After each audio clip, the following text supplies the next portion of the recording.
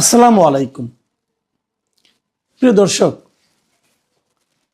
আজকে সকালে আমি একটা কন্টেন্ট করেছিলাম বেগম খালেদা জিয়ার মৃত্যুকে কেন্দ্র করে। এরপর ওনার আজকে সকাল ভোর 6টার সময় ওনার মৃত্যু হয়েছে। এরপর 12 ঘন্টারও বেশি সময় পার হয়ে গেছে।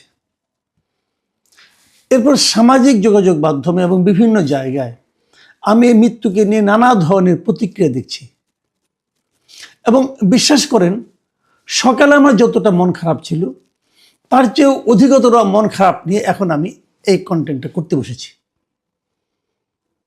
আমার এই মন খারাপটা হলো তার মৃত্যুকে কেন্দ্র করে বিভিন্ন মানুষের মধ্যে, আমাদের মতো বিভিন্ন মানুষের মধ্যে যে নীচতা, যে ক্ষুদ্রতা, যে রাজনৈতিক সংকীর্ণতা আমি দেখছি, এটা আমাকে হতাশ করেছে।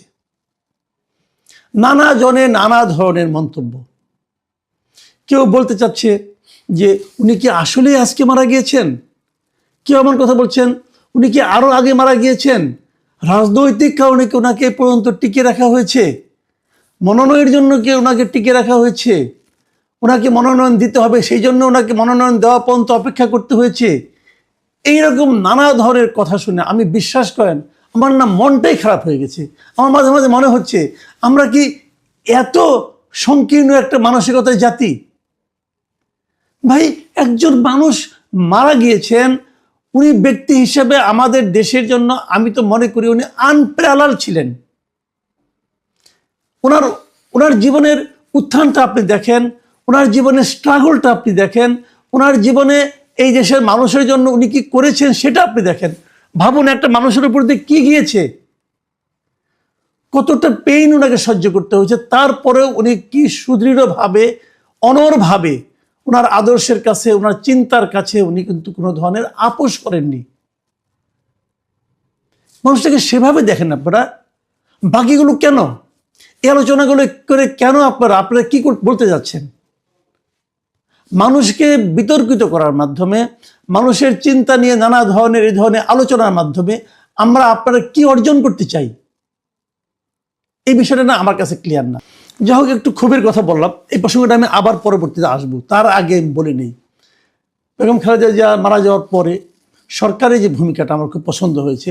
প্রধান উপদেষ্টা নিজে বক্তব্য দিয়েছেন, প্রধান উপদেষ্টা জানিয়েছেন যে উনি দেশে 3 দিনের জাতীয় শোক ঘোষণা করেছেন এবং একদিন জাতীয় ছুটি ঘোষণা করেছেন, এবং এগুলো আমার কাছে খুবই প্রয়োজনীয় মনে হয়েছে। দেশের একজন গুরুত্বপূর্ণ ব্যক্তির মৃত্যুতে এ ধরনের আনুষ্ঠানিকতা এবং সিদ্ধান্ত আমি মনে করি নেওয়া উচিত। কেন সেটাও বলি, যারা জীবিত আমরা আছি, আমরা এই সময়টা ওনাকে যেমন স্মরণ করতে পারবো, অথবা আগামীতে যারা রাজনীতি করবেন আমাদের এখানে, তারাও ভাবতে পারবেন যে রাজনীতিতে এই ধরনের আচরণ করা গেলে এই প্রাপ্তিটা মিলে, মানুষের কাছ থেকে এই শ্রদ্ধাটা পাওয়া যায়। কাজে আমি মনে করি জাতীয় জীবনে এই সমস্ত উদাহরণ তৈরির প্রয়োজন আছে। দেখুন, সারা দুনিয়াতে কিন্তু এর যে প্রভাবটা পড়েছে, সেই প্রভাবটাকে ভাবুন তো। পাকিস্তানের পররাষ্ট্রমন্ত্রী আসতেছেন, এখন বলবেন এই দেশে পাকিস্তান হয়ে গেছে, অথবা এটা তো আবার আমরা 74-71 আগের অবস্থায় ফিরে যাচ্ছি। মানে সবকিছুর মধ্যে রাজনীতি খোঁজার কোনো দরকার নাই। ভাবেন তো, ভারতীয় পররাষ্ট্রমন্ত্রীও তো আসতেছেন, তাহলে এখন আবার কি হলো? নাকি তাকে ফেরানোর জন্য আমাদের মিছিল করতে হবে? এরা যে আসতেছেন, এটা হলো একটা পারস্পরিক সৌহার্দ্যের পরিচয়, এবং দেখানো, বোঝানো, মানুষের প্রতি মানুষের ফিলিংসটাকে প্রকাশ করা, এবং এ থেকে এটা বোঝা যাচ্ছে আমরা কাউকে শত্রু রাষ্ট্র বানাইনি, সবাই আমাদের মিত্র, এবং তারা একটা উপলক্ষ করে আসতেছেন। এটা তো হয় না বলেন? হয় না আপনার পাশের বাড়িতে, তার সঙ্গে আপনি দীর্ঘদিন ধরে বিরোধ চলছে, সেই বাড়ির একজন মুরব্বী যদি মারা যান, সবাই আমরা যাই না জানাজা অংশ নিতে? সবাইকে আমরা যাই না সেই বাড়িতে যারা শোক সন্তপ্ত পরিবার আছে তাদেরকে সমবেদনা জানাতে? যাইতো। দেখুন, যারা বলছেন যে এটাকে নির্বাচনে, রাজনীতিকে কাজে লাগানোর জন্য এই কাজটা করা হয়েছে, তাদের কাছে আমি একটা কথা বলি, কি হলো? ধরা যাক খালেদা জিয়া, আমি নিজেও বলেছিলাম যে খালেদা জিয়াকে দিয়ে কালকে 3টা মনোনয়নপত্রে টিপসই দিয়ে জমা দেওয়াটা আমার কাছে পছন্দ হয় না, এটা আমি বলেছিলাম। কিন্তু তার মানে কি এই যে এই জন্যই তাকে বাঁচিয়ে রাখা হয়েছিল? বিষয়টা এইভাবে দেখবেন না। আমি যেটা পছন্দ করিনি সেটা হলো একটা বিষয়, যে উনি তো আসলে নির্বাচনে অংশ নিতে পারবেন না, উনি প্রচারণায় থাকতে পারবেন না, বিজয়ী হলেও উনি এটা করতে পারবেন না। অতএব কি দরকার ছিল? ওই জায়গাটুকুকে আমার রাজনীতি মনে হয়েছিল। কিন্তু ওইটুকু করার জন্য ওনাকে বাঁচিয়ে রাখা হয়েছে, মনোনয়নপত্র দাখিলের পরের দিন তাকে মেরে ফেলতে হবে, এই ধরনের সন্দেহ যারা করছেন তাদের কাছে আমার একটা প্রশ্ন, ভাই মনোনয়নপত্র দাখিল করেছেন বটে, কিন্তু ওনার মৃত্যুর কারণে কিন্তু একটা জায়গায় নির্বাচন স্থগিত হবে না।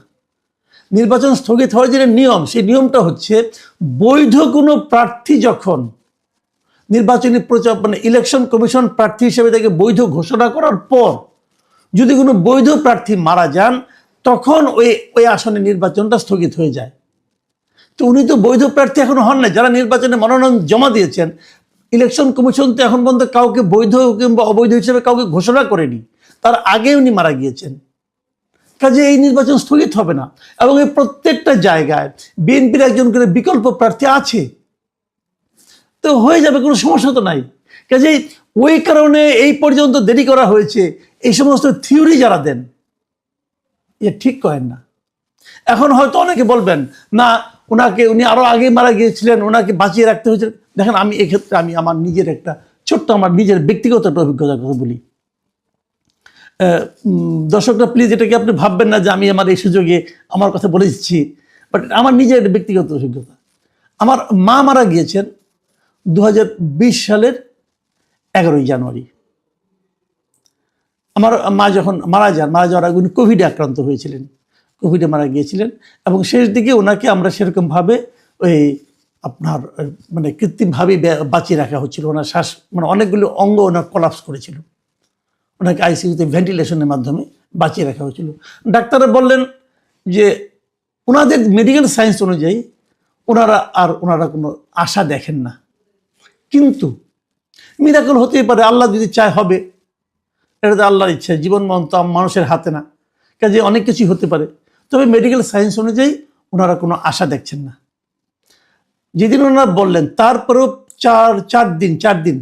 চার দিন কিন্তু উনি ছিলেন, আমরা ওইভাবে দেখেছিলাম ওনাকে। এবং আমি নিজেও আমার যুক্তি দিয়ে, আমি অনেক ডাক্তারের সঙ্গে আলাপ করেছি, তারাও বলেছিলেন আপনি যদি 4 দিন রাখেন, ওনারা কোনো সায়েন্স অনুযায়ী কোনো চান্স ওনার নাই। আসলে আমরা অপেক্ষা করছিলাম আমার বোনের জন্য। আমার বোন তখন অস্ট্রেলিয়া থাকতেন। আমার বোন বললো যে আমি আসতেছি। ওনার অস্ট্রেলিয়া থেকে উনি তখনই যত তাড়াতাড়ি সম্ভব রওনা হয়েছেন এবং উনি এসেছেন। উনি এসে দেখে বললেন যে তোরা আম্মাকে কেন কষ্ট দিচ্ছিস কেন? তো আমরা আম্মাকে কষ্ট না দেওয়ার সিদ্ধান্ত নিলাম এবং 10 তারিখ দিবাগত রাতে ওনার ভেন্টিলেশন খুলে নেওয়া হয় এবং উনি মারা যান। এখন বলেন, এই ভেন্টিলেশন যদি আমরা আরো 3 দিন আগে খুলে নিতাম, তাহলে হয়তো ওনার মৃত্যু দিবস আমরা মনে করতাম যে 9 জানুয়ারি অথবা 10 জানুয়ারি, এটা হলো 11 জানুয়ারি। বিষয়টা খেয়াল করুন, এখানে কি কোনো অন্য কিছু আছে? এটাই তো স্বাভাবিক প্রক্রিয়া, তাই নয় কি? তো যদি সেটা আমার মায়ের জন্য স্বাভাবিক প্রক্রিয়া হয়, একজন অরাজনৈতিক ব্যক্তির জন্য, তাহলে তারেক রহমান তার মায়ের জন্য এটা স্বাভাবিক প্রক্রিয়া হবে না কেন? ভাই, আমি জানি না কি হয়েছে, যে পর্যন্ত ভেন্টিলেশন খোলা হয়নি সে পর্যন্ত তো তার দেহ চলছিল, শ্বাস প্রশ্বাস চলছিল, কিন্তু ভেন্টিলেশন থাকা সত্ত্বেও উনি মারা যেতে পারতেন।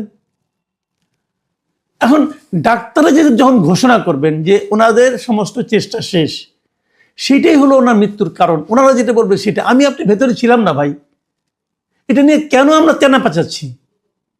এই যে তেনা পেঁচানোটা না, এটা বোধহয় আমাদের মজ্জাগত স্বভাবে পরিণত হয়েছে।